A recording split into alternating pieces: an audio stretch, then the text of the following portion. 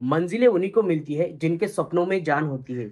यूं ही पंख हिलाने से कुछ नहीं होता, हौसलों से उडान होती है। आणि हाच हौसला घेऊन अहोरात्र मेहनत करणारे मेडिकलचे स्टुडंट्स 12वी होताच एक स्वप्न असतं, एक स्वप्न रंगवलेलं असतं, की कुठेतरी मी मेडिकलला जावं, एम-बी-बी-एसची सीट घ्यावी आणि एक मोठा डॉक्टर व्हावं.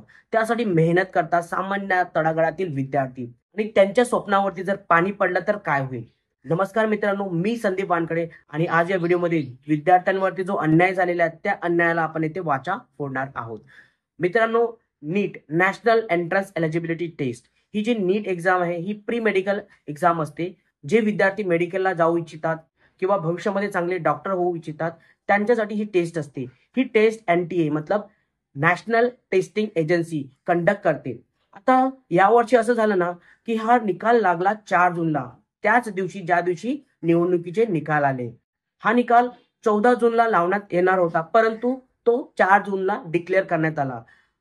त्याही नंतर जी गोष्ट घडली त्यामुळे सामान्य विद्यार्थ्यांच्या मनामध्ये एक संताप व्यक्त होत आहे.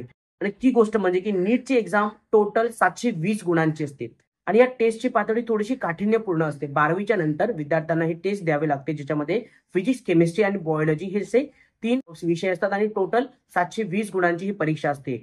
परंतु जर तुम्ही 2022 ला बघितलं ना, तर ऑल इंडिया रँक फक्त 4 विद्यार्थी होते ज्यांना 720 पैकी 720 गुण मिळालेले होते. आणि 2023चा जर आपण रिझल्ट बघितला ना, तर ऑल इंडिया रँक फक्त 2च विद्यार्थी होते ज्यांना 720 पैकी 720 गुण मिळाले होते. परंतु 2024 मध्ये जर तुम्ही बघितलं ना, तर एकूण 67 विद्यार्थी, तुम्ही बरोबर ऐकलं, एकूण 67 विद्यार्थी ज्यांना 720 पैकी 720 गुण होते. आणि त्यामुळेच विद्यार्थ्यांमध्ये एक संताप व्यक्त होतोय की एवढे विद्यार्थ्यांना 720 पैकी 720 गुण कसे मिळू शकतात. आणि त्याहूनही पुढे तुम्हाला एक गोष्ट सांगावीशी वाटेल मला, की नीटमध्ये ना एका प्रश्नाला 4 गुण असतात आणि जर एक प्रश्न रॉंग झाला, चुकला, तर त्याला एक मायनस गुण असतो. म्हणजे 1+5 असे गुणांची आकडेवारी असते. म्हणजे एक प्रश्न तुमचा चुकला तर तुमचे 5 गुण त्यामधून काढण्यात येतात. तर जर तुम्ही बघितलं तर यामध्ये 719 किंवा 718 हे गुण तुम्हाला मिळणे पॉसिबलच नाही आहेत. आणि नीटच्या एक्झाम मध्ये त्या विद्यार्थ्यांना 718 आणि 719 गुण मिळालेले आहेत. आणि म्हणूनच कुठेतरी काहीतरी शिस्त आहे हे विद्यार्थ्यांना कडून चुकलेलं आहे. अरे, जर तुम्हाला नीटमध्ये 700 गुण मिळाले ना, ते खूप व्हायचे एखाद्या जनरल कॅटेगरीच्या विद्यार्थ्यासाठी आणि या गुणांमुळेच तो कुठेतरी पुढे जायचा. परंतु यावर्षीच झालं ना, की 700 गुण मिळालेला विद्यार्थी सुद्धा 2200च्या पुढे गेलेला आहे. आणि याहूनही एक रहस्यमय गोष्ट अशी घडलेली आहे ना, की एकाच सेंटरमधून 6 विद्यार्थी हे ऑल इंडिया रँक टॉपर आलेले आहेत. पॉसिबल आहे का हे टेक्निकली? आता यावरती विविध स्तरातून प्रश्न उपस्थित करण्यात येतो आहे. परंतु इलेक्शनच्या धांदलीमुळे यामधून सर्वांचं दुर्लक्ष झालं होतं. आता इलेक्शन संपलेलं आहे आणि लोकांचे लक्ष याकडे होत आहे. माझा प्रश्न पहिला असा आहे एनटीएला, जर या सगळ्या गोष्टी निष्पक्षपणे झाल्या असतील किंवा होत असतील, तर तुम्ही सगळ्या ट्रान्सपरन्सी किंवा क्लॅरिफिकेशन विद्यार्थ्यांसमोर ठेवावे किंवा व्हेरीफाय पण करू शकता तुम्ही.